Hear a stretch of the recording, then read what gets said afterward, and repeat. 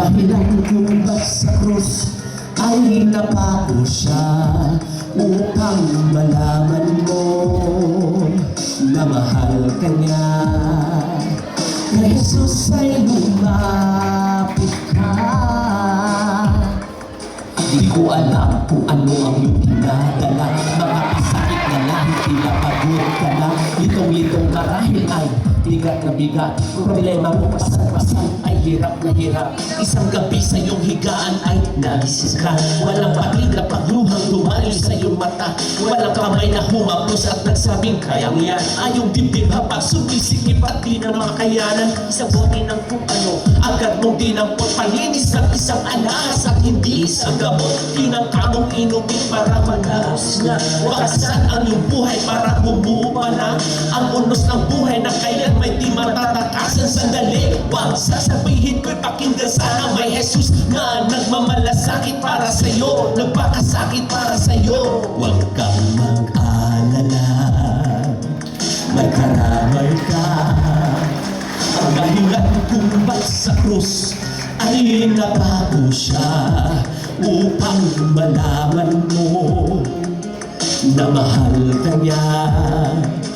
Kay Jesus ay lumapit ka. Iniwan ka ng kabarkada mo, ng kasirahan mo, hinanakit at galit ang nandyan sa puso mo. Sawa ka na, pikit matang pasan-pasan at ang mahal mo sa buhay na sa balik ng karamdaman at panay, kasalanan at panay, kaguluhan at naghahanap ka ng tunay na kaibigan at di mo naasahan ang maririnig mo. Oo, ikaw may Jesus na nagmamahal sa'yo at nag-aantay sa'yo. Saan magpatuwa ang buhay, may karamay ka, saan nagbibigay buhay. May kaibigan ka na minsan sa krus ng Kalbaryo inaligos ka, habang masal ang kasalanan ng tao. Dugo ang pinabayad pagtubos ng kasalanan, upang makiango tayo sa tiyak na kamatayan ng parusa na sana ay tapat lang sa atin. Inako niya dahil sa pagmamahal niya sa atin. May karamay ka.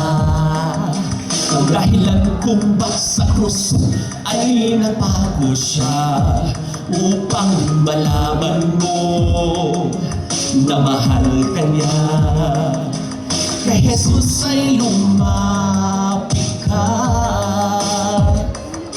Habang pasan-pasan ang krus ang nasa isip niya, ikaw pinagtatawanan. Sa hapdi sumisigaw ang kirot at ang sakit, bawat hampas sa likuran, biruin mula ganyan ay kanyang nalampasan.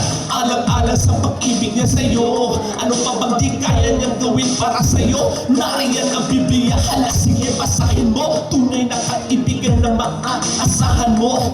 Kamang-hamang pag-ibig na di matutumbasan, ang pangako niya sa'yo ay buhay na walang hanggan. Ano man ang kasalanan mo ay pagsisihan mo, pagpapatawad niya ay maaasahan mo. Sa kasalanan ay aamunin ka, manubalik ka, tatanggapin ka niya. Mga ibon sa kapahangan ay di niya binabayaan, ikaw pa kaya na di niya tutulungan? May karamay ka. Ang dahilan kung ba't sa krus ay napako siya, upang malaman mo na mahal ka niya. Kay Jesus ay lumapit ka. Huwag kang mag-alala, magtiwala ka, di ka niya iiwan, ni pababayaan niya. Basta dalahin ni pagkatiwala mo kay Jesus na nagmamahal sa'yo. Magtiwala ka, may pangako siya, sa huli niyang pagbalik ay isasama ka. Wala nang luha pa, muling papatak sa paraiso ni Jesus. Huwag kang mag-alala at ano